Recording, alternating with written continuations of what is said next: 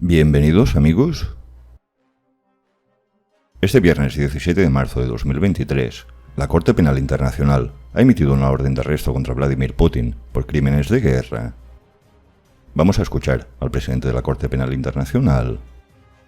The International Criminal Court has issued 2 warrants of arrest in the Ukraine situation.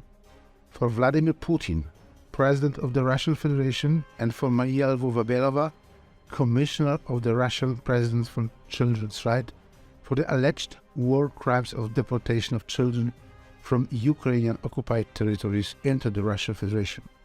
This is an important moment in the process of justice before the ICC. The judges have reviewed the information and evidence submitted by the prosecutor and determined that there are credible allegations against these persons for the alleged crimes.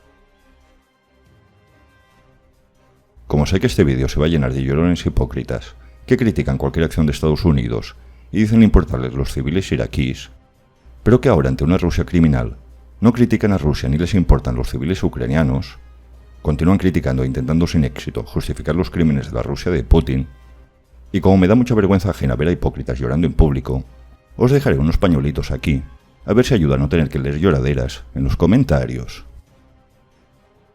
Primero de todo, ¿qué es la Corte Penal Internacional?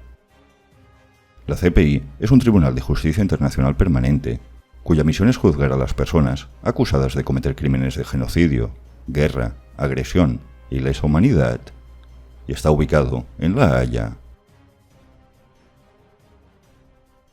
¿En qué casos interviene la CPI? Este tribunal tan solo actúa en 4 crímenes en concreto, los que estamos viendo, y tan solo en el caso de que no sean juzgados por un Estado y con un mínimo de garantías. La condena máxima que puede sentenciar este tribunal es la cadena perpetua. ¿Qué países reconocen al CPI?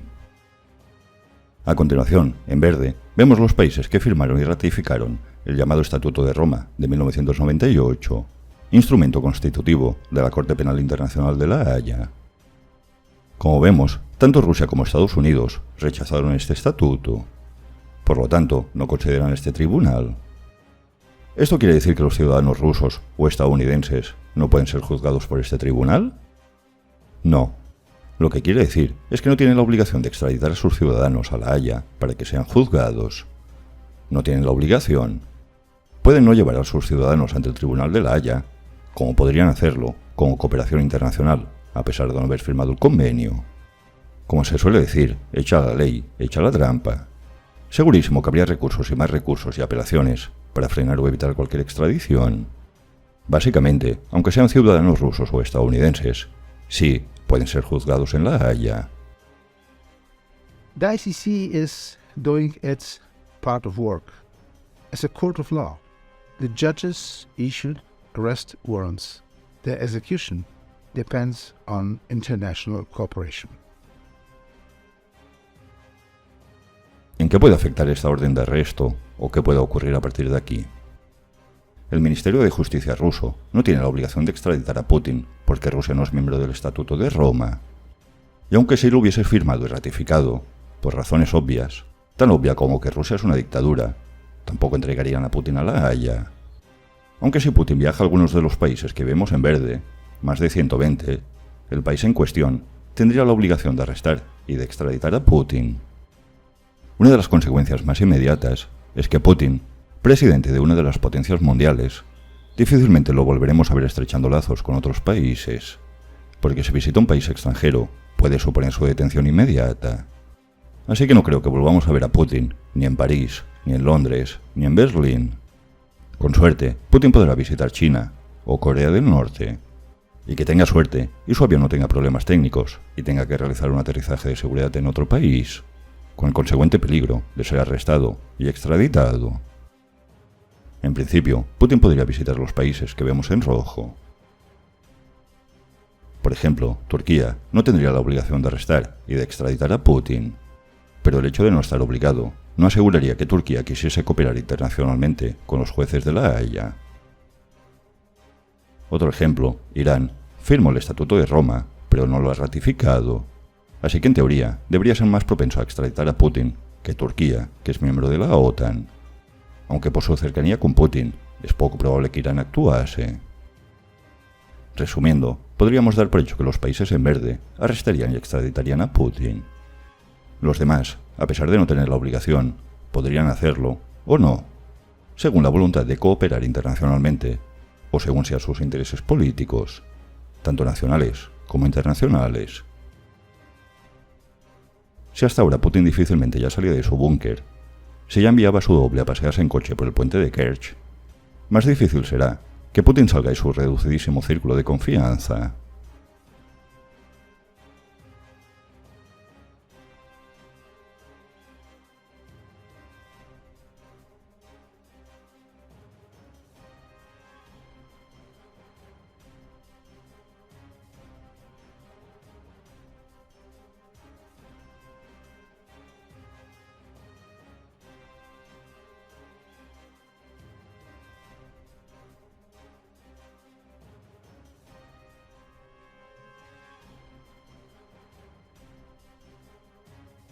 ¿De qué se acusa a Putin?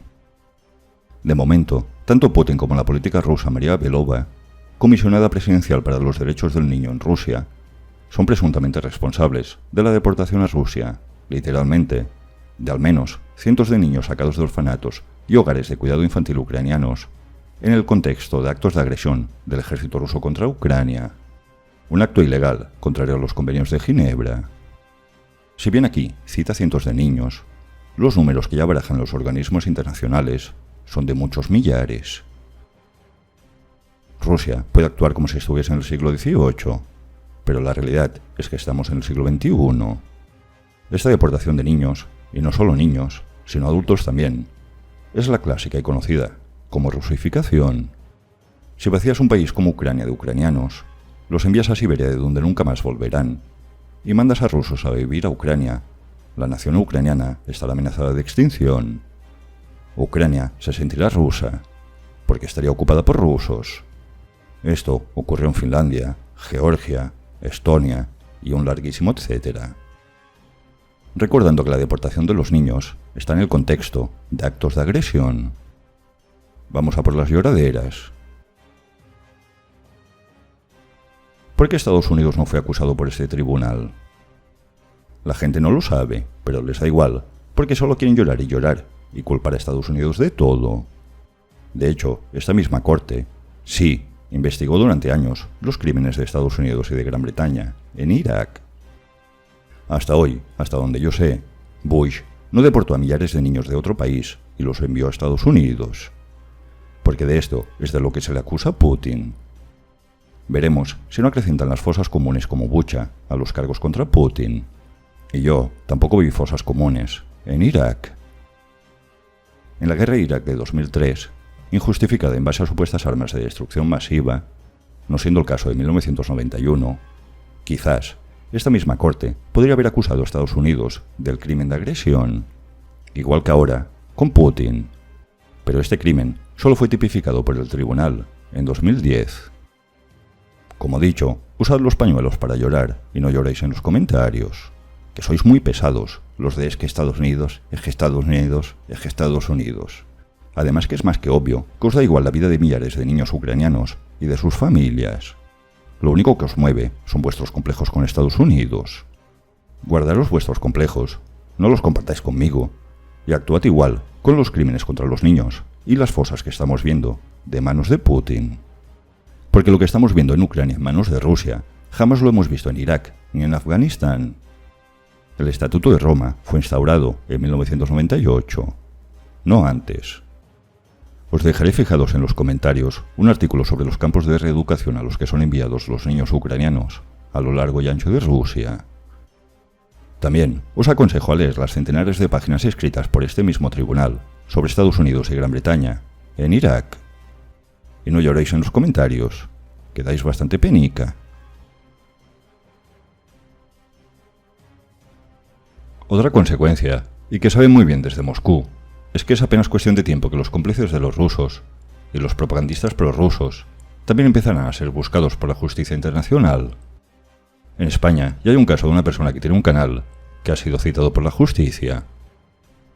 Y hace unos pocos meses que la propagandista rusa Margarita Simonian, que trabajaba para RT, dijo en público y en el programa de máxima audiencia en Rusia que no pueden perder la guerra de Ucrania, porque no es que fuese el final de Rusia, que no lo será.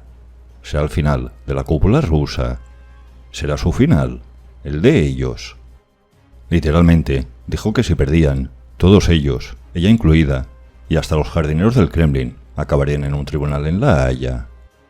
Porque a pesar de que mienten todo el tiempo, no son tontos y saben que están apoyando a un ejército criminal en una agresión criminal.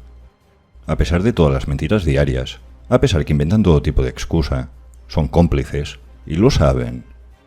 Así que no será ninguna sorpresa si empieza a crecer la lista de gente, propagandistas prorrusos incluidos, que tendrán que presentarse frente a la justicia. Así como si empieza a crecer la lista de crímenes, conforme vayan siendo investigados por los respectivos organismos.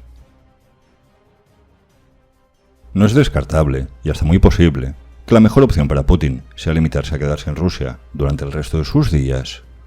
Cualquier salida de Rusia puede convertirse en peligrosa. Y si Rusia ya ha empezado a parecer una Corea del Norte 2.0, pues ahora también tendrá un presidente que es mejor que no salga de su burbuja en Moscú.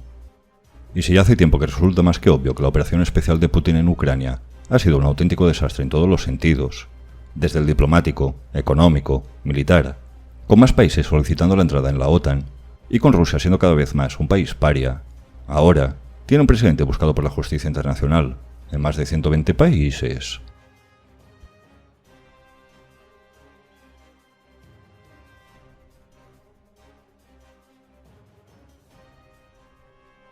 Putin podría haber pasado a la historia como un notable líder de Rusia, pero quiso pasar a la historia como otros grandes imperialistas, iniciando guerras imperialistas que devolverían viejas glorias ya enterradas y que durarían 1000 años. Putin realmente pasará a la historia, pero no de la manera que él pretendía. Es muy poco probable que alguien consiga arrestar a Putin, principalmente porque sospecho que muy pocas veces decidirá salir de Rusia. Y cuando lo haga, incluso a países no signantes del Estatuto de Roma, existirá cierto peligro. Y Putin ya parece suficientemente paranoico con los que están a su alrededor en Moscú. Por lo demás, pocos inconvenientes. Kim Jong-un tampoco sale nunca de Corea del Norte, y se le ve bastante sonriente. Eso sí, si viaja, lo hace en tren, no sea que el avión aterrice donde no debería aterrizar. Este es el mejor futuro que le espera a Putin. Y el futuro de Rusia, uno de los 5 países miembros permanentes de la ONU, ahora tiene un presidente en busca y captura, acusado de presuntos crímenes de guerra. El futuro de Rusia, quizás, y solo quizás, depende de ellos, será más prometedor cuando se liberen de este dictador, y ahora ya, presunto criminal. Suscríbete, dale a like si te ha gustado el vídeo, y hasta pronto.